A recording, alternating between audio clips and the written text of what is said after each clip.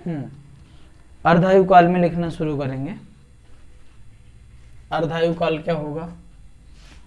अर्धायु काल वो समय होगा जिसमें कोई रेडियो एक्टिव पदार्थ अपनी प्रारंभिक मात्रा का आधा हो जाता है। तो लिखना शुरू करिए, वह समय जिसमें कोई रेडियो एक्टिव पदार्थ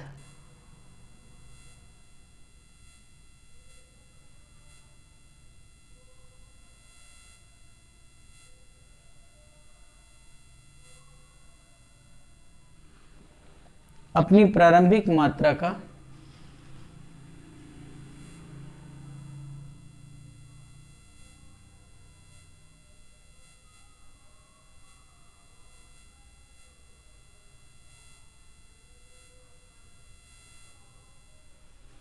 आधा हो जाता है,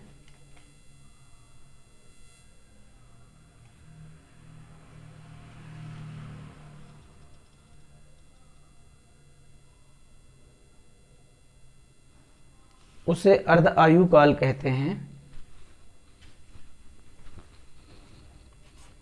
इसे कैपिटल टी या टी हाफ में से 1/2 का कोई यूज नहीं है, नो यूज। कैपिटल टी या टी हाफ से प्रदर्शित करते हैं।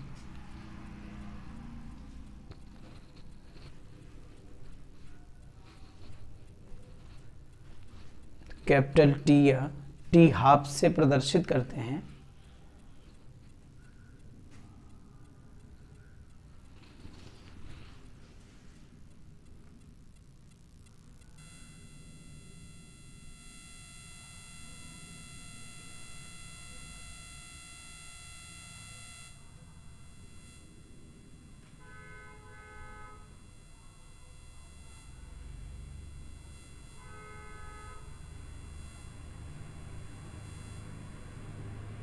टी हाफ से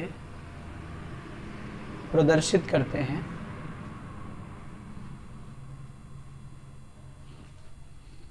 अगली हेडिंग लगाइए, औसत आयु।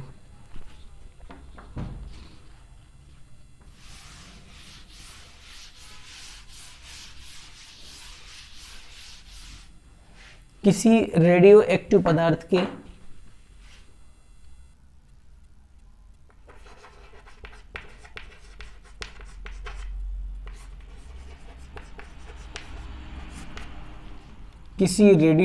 पदार्थ के परमाणुओं के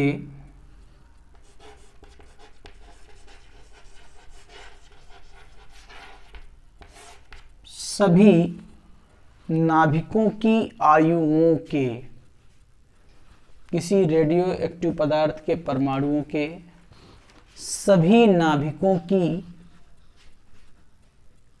आयुओं के औसत को औसत आयु कहते हैं।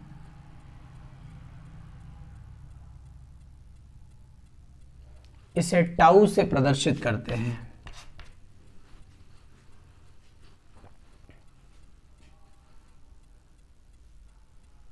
स्टार बना के लिखिए।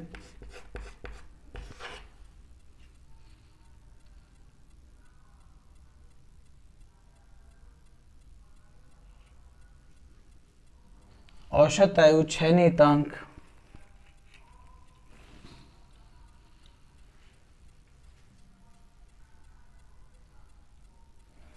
नियतांक के व्युत्क्रम के बराबर होती है,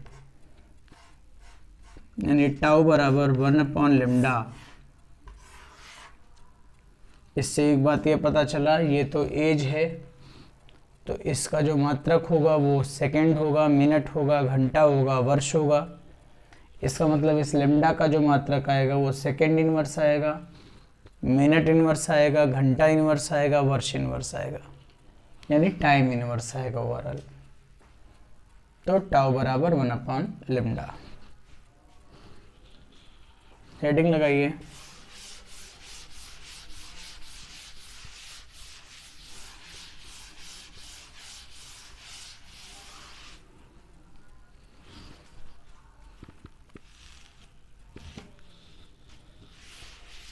अर्धायु काल तथा क्षय नियतांक में संबंध। अब चूंकि एग्जाम में नहीं आएगा इसलिए इम्पोर्टेंट नहीं कहा जा सकता, बाकी इम्पोर्टेंट है। अर्ध आयु काल तथा क्षय नियतांक में संबंध।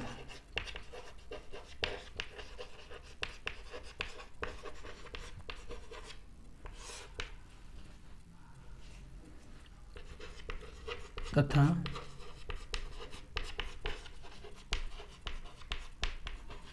क्षय नियतांक में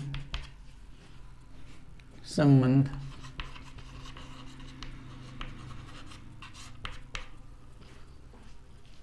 ठीक, देखो बेटा, आपने एक सूत्र पढ़ा है चूंकि n बराबर n0 e की पावर माइनस लेमडा t।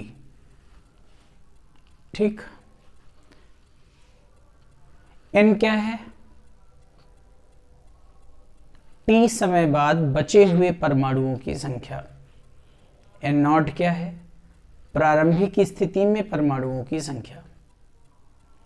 अगर हम इस टाइम को अर्धायु काल के बराबर कर दें तो हम कहेंगे कि आधे परमाणु बचे हैं,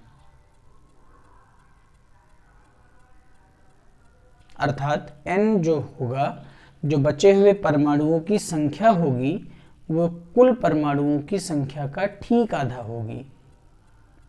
कुल परमाणुओं की संख्या का ठीक आधा होगी। तो हम इसे कह सकते हैं यदि अर्ध आयु काल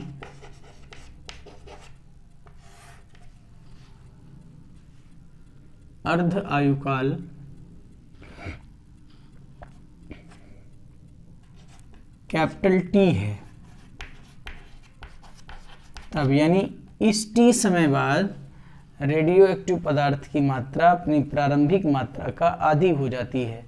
प्रारंभिक मात्रा n0 थी, तो बची हुई मात्रा जो होगी वो n0/2 होगी, है ना। आधी बची है, आधी खत्म हो गई है, तो n0/2 बराबर n0 e की पावर माइनस लेमडा और कैपिटल T, ये कैंसिल।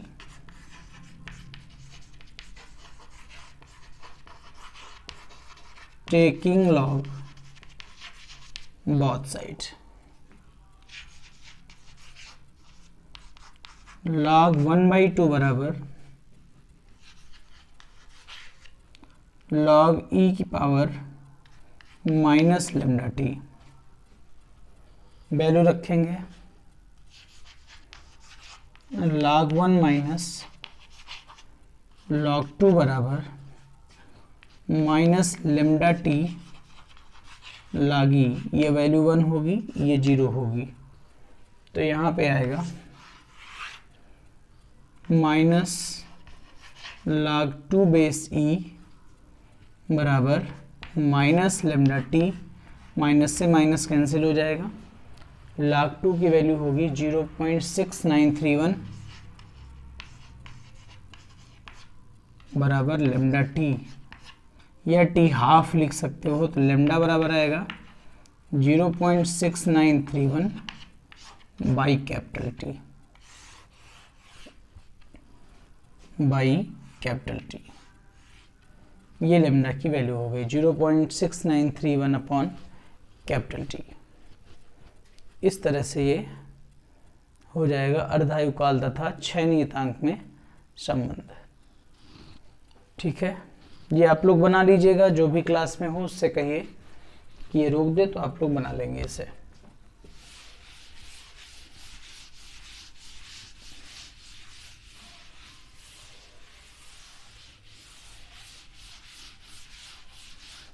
आगे हेडिंग लगाइए, रेडियो एक्टिव सक्रियता।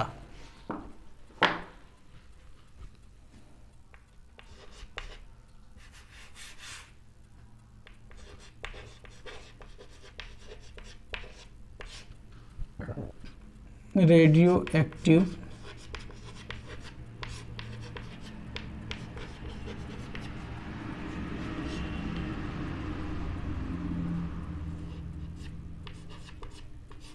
सक्रियता।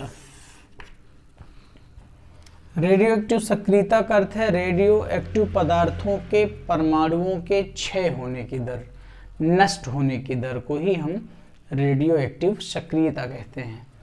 ठीक है, लिख लीजिएगा। किसी रेडियो एक्टिव पदार्थ के परमाणुओं के किसी रेडियो एक्टिव पदार्थ के परमाणुओं के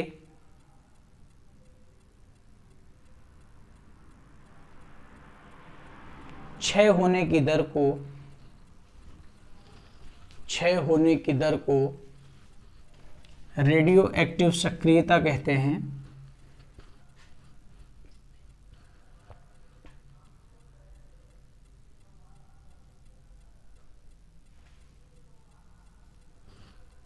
पैराग्राफ चेंज लिखेगा।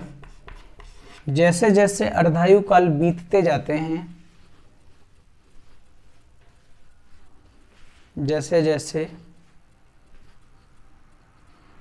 अर्धायु काल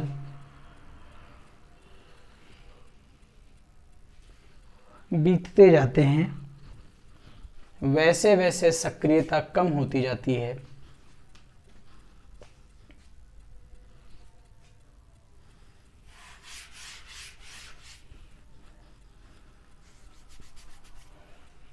लिखो, यदि प्रारंभिक सक्रियता R0 है,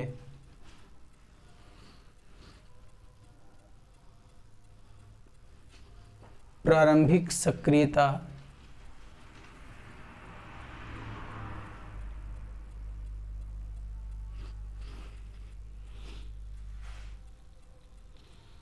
R0 है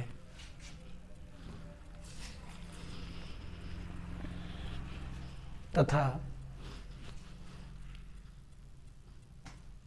कुल अर्धायु काल n है, तब बची हुई सक्रियता R बराबर R0 1/2n,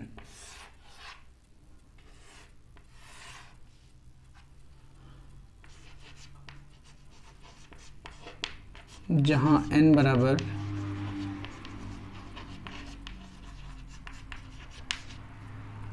अर्ध आयु कालों की संख्या।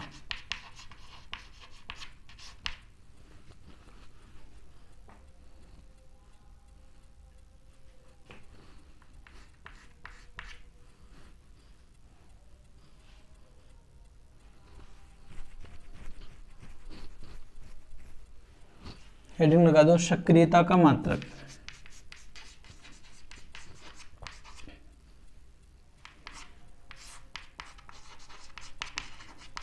सुनो ध्यान से, सक्रियता का एसआई मात्रक बैकुरल होता है। क्या होता है? एसआई मात्रक बैकुरल, बैकुरल कह लो या एक विघटन पर सेकंड कह लो, दोनों बातें वही हैं। यानी एक बैकुरल बराबर एक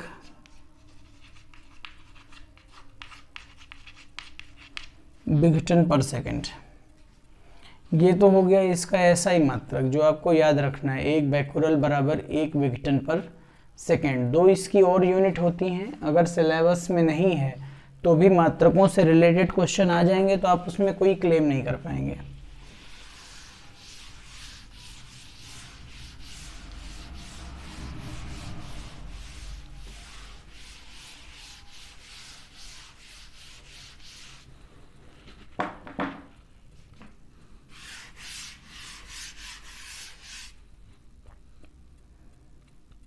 दूसरा इसका मात्रक है रदरफोर्ड।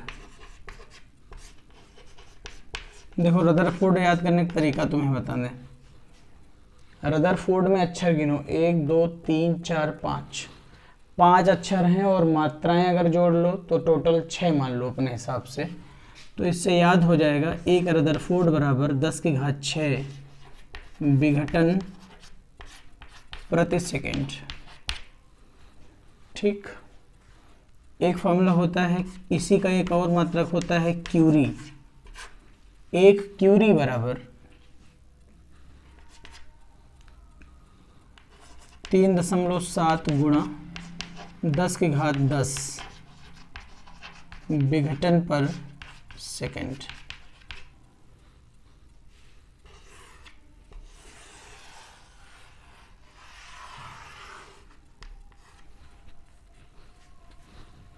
विघटन पर सेकंड।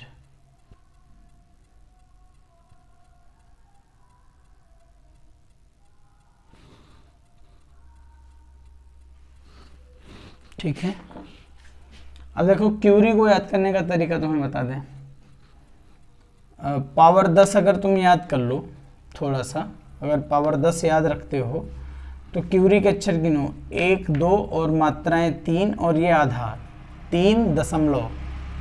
ठीक है, अब 10 पावर है, 10 में से 3 यूज हो चुका है, बचा क्या है 7, तो 3.7 गुणा 10⁻10 विघटन पर सेकंड।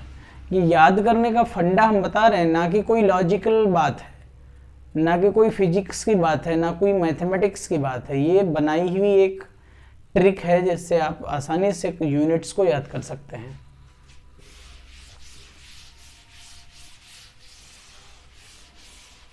ठीक है,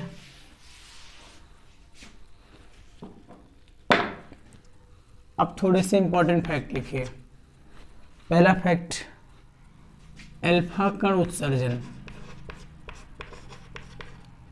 ध्यान करो जरा, अल्फा कण क्या है? अल्फा कण है 2He4, सिर्फ इसमें इलेक्ट्रॉन नहीं है। इलेक्ट्रॉन लेस हीलियम नाभिक को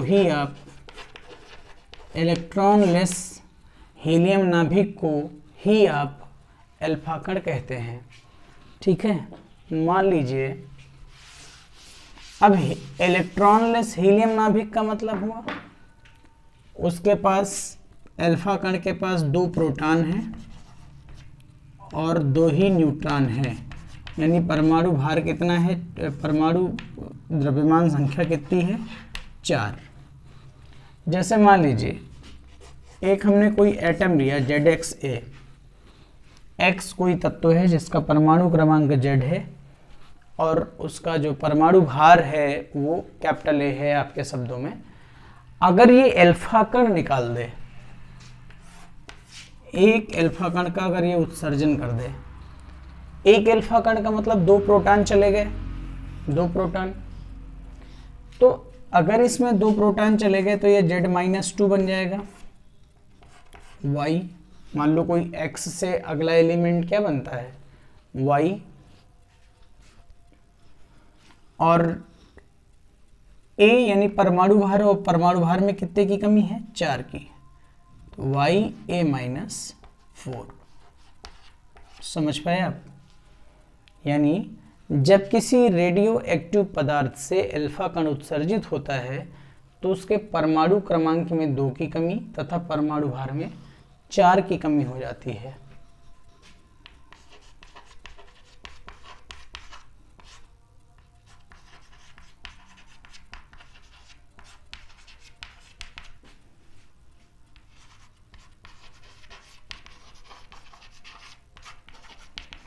वह परमाणु भार में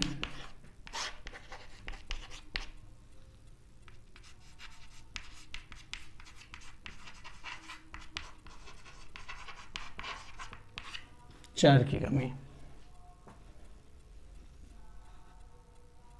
जैसे एक एग्जाम्पल आपको बता दें, 92 यूरेनियम 238, अगर एक अल्फा पार्टिकल निकल जाए तो ये बनाता है 90, 92 से 2 घट जाएगा, और 90 परमाणु क्रमांक होता है थोरियम का, और 238 में 4 घट जाएगा, 234, 92 थोरियम 234। बात समझ में आ रही नहीं आ रही? ये अल्फा कण उत्सर्जन हो गया। अब हेडिंग लगा लो बीटा कण उत्सर्जन।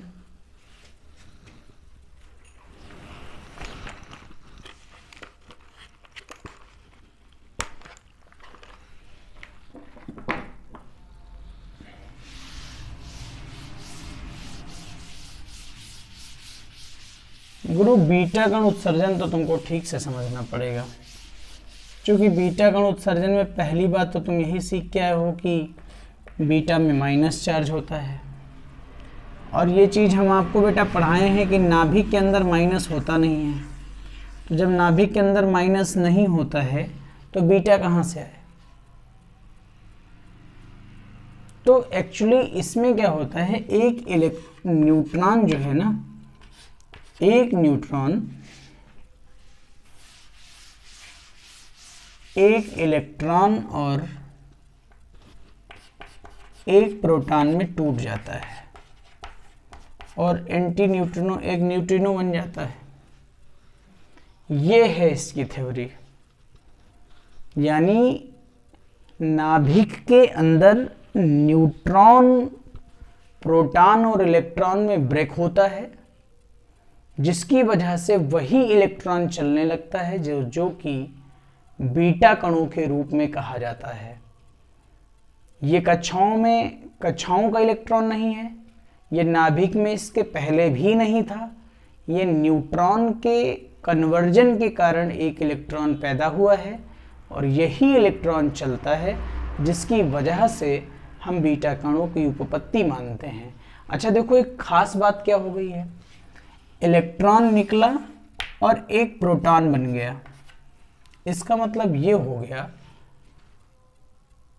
कि एक न्यूट्रॉन घटा, एक प्रोटॉन बढ़ा। इसका मतलब ये हुआ कि जिसके परमाणु क्रमांक से अगर एक न्यूट्रॉन कम कर दोगे तो A माइनस, परमाणु भार से अगर एक न्यूट्रॉन कम कर दोगे तो A माइनस 1 हो जाएगा। मान लो ऐसे, इसमें N प्रोटॉन रहे होंगे, N न्यूट्रॉन रहे होंगे, P प्रोटॉन रहे होंगे। जब ये घटना हुई तो एक न्यूट्रॉन कम हुआ, N माइनस 1, लेकिन एक प्रोटॉन बढ़ गया, मतलब P plus 1, N plus P, N plus P। ये जो थ्योरी पढ़ रहे हो, मैं दावे के साथ कहता हूं कि आपने कहीं नहीं पढ़ी है। इसके पहले आप अपनी जनरल कक्षाओं में नहीं पढ़े हैं। यानी आप ये कह सकते हो कि जब बीटा कण निकलता है तो परमाणु भार बना वही का वही रहता है। हालांकि न्यूट्रॉन एक कम हो रहा है, लेकिन चूंकि प्रोटॉन एक बढ़ा जा रहा है तो N प्लस P कांस्टेंट हो गया। परंतु क्या, एक प्रोटॉन बढ़ गया। इस प्रोटॉन के बढ़ने के कारण परमाणु क्रमांक एक बढ़ जाएगा, क्योंकि परमाणु क्रमांक बराबर प्रोटॉनों की संख्या, एक परमाणु क्रमांक बढ़ जाएगा, है ना। तो लिख लीजिएगा, बीटा कण कक्षाओं के इलेक्ट्रॉन नहीं है। बीटा कण कक्षाओं के इलेक्ट्रॉन नहीं है, बल्कि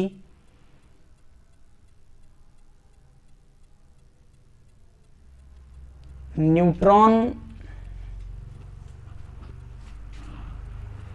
की पारस्परिक क्रिया के फलस्वरूप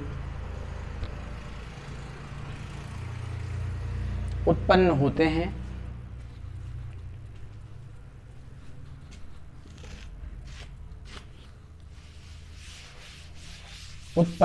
हैं। जिसके कारण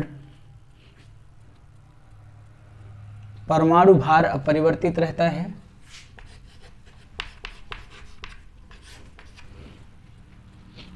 परमाणु भार अपरिवर्तित रहता है, परंतु परमाणु क्रमांक में एक की वृद्धि हो जाती है। परमाणु क्रमांक में एक की वृद्धि हो जाती है। सामने लिखी हुई बात आपको उतारनी है।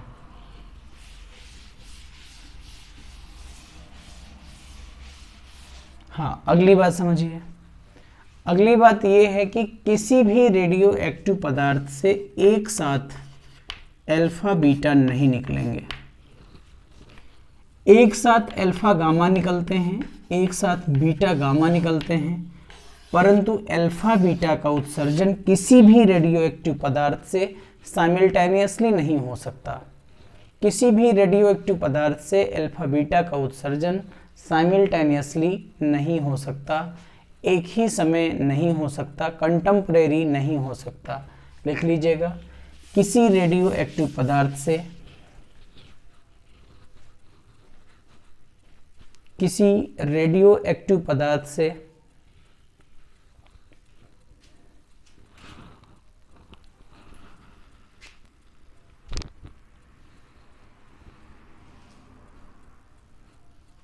अल्फा बीटा एक साथ उत्सर्जित नहीं होते, बल्कि अल्फा गामा व बीटा गामा का उत्सर्जन होता है, बल्कि अल्फा गामा व बीटा गामा का उत्सर्जन होता है।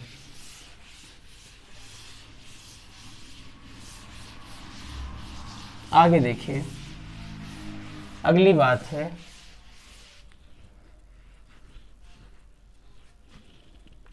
Numerical concept.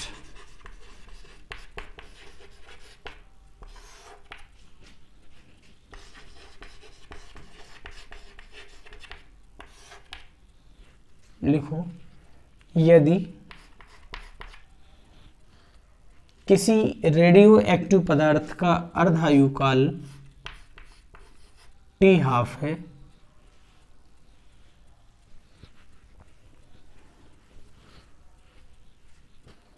तब स्मॉल n अर्ध आयुकाल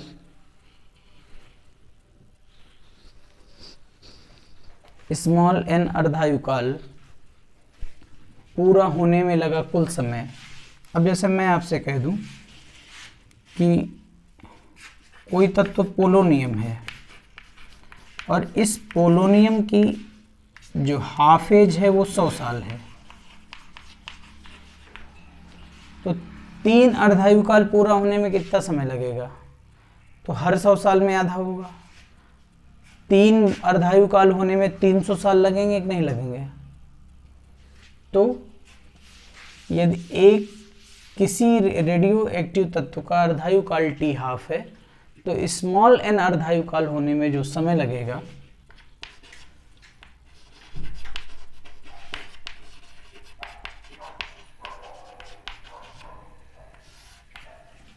में लगा समय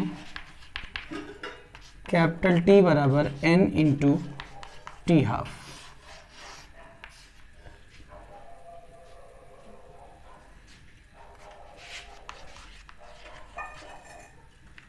यदि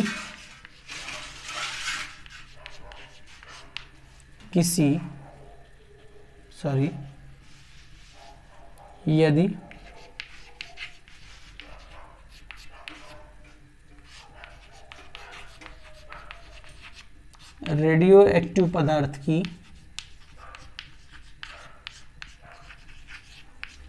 प्रारंभिक मात्रा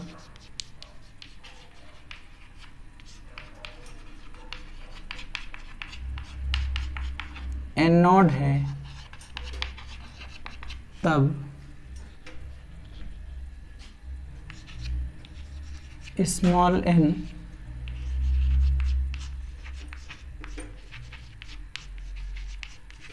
अर्धकालों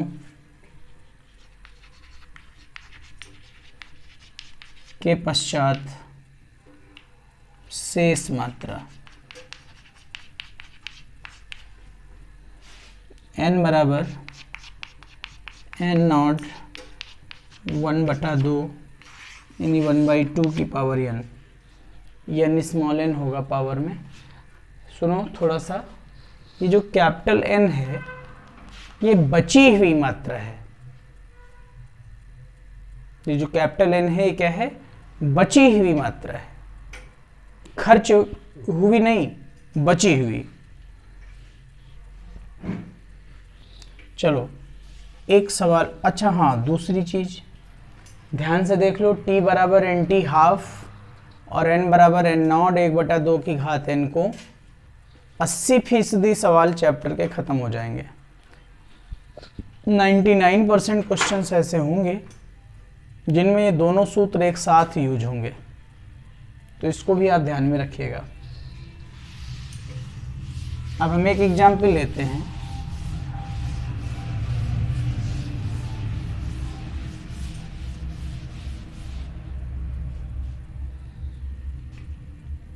किसी रेडियो एक्टिव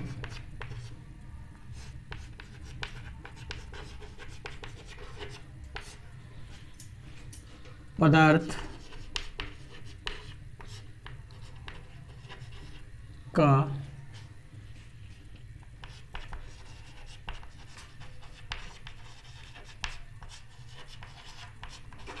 अर्धायुकाल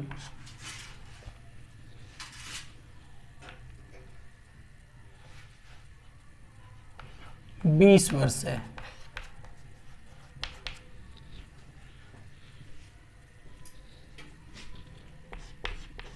कितने समय में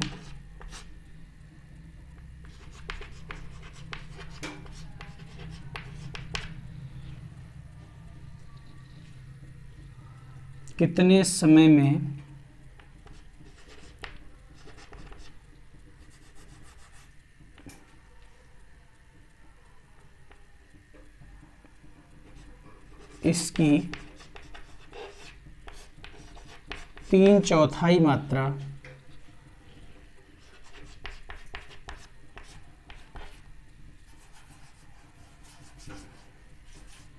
विघटित हो जाएगी।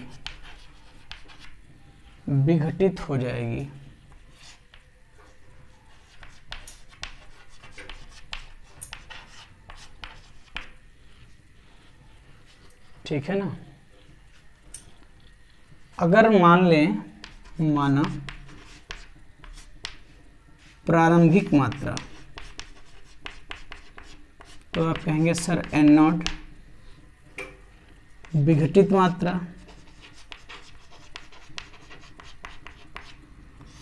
कितनी विघटित हो जाएगी? 3N0/4।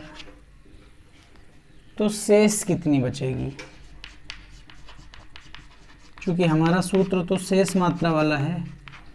n बराबर पहले कितनी थी N0, ख़त्म कितनी हुई 3N0/4। तो शेष कितनी बची N0/4। बोलो बची कि नहीं बची? अब आप कहेंगे चूँकि n बराबर N0 1/2 की घात n, तो ये N0/4 है। N0/4 बराबर N0 1/2 की घात n होगा इतना, ये कैंसिल और ये आ जाएगा 1/2 की घात 2 बराबर 1/2 की घात n। n बराबर कितना आया 2। कितने अर्धायुकाल हुए? 2 अर्धायुकाल। टोटल अर्धायुकाल, एक अर्धायुकाल कितने समय का है? 20 साल का। तो 2 अर्धायुकाल कितने हो जाएंगे? 40। यह फार्मूला लगा दो, t बराबर NT½ 2 अर्धायुकाल हुए, एक अर्धायुकाल 20 साल का, तो 2 अर्धायुकाल 40 साल के। ठीक, इस तरह से आप सवालों को हल करेंगे। तो ठीक है, आज की क्लास यहीं तक। Thank you so much. Chapter finish हो गया है, पूरा चैप्टर आप लगा देंगे।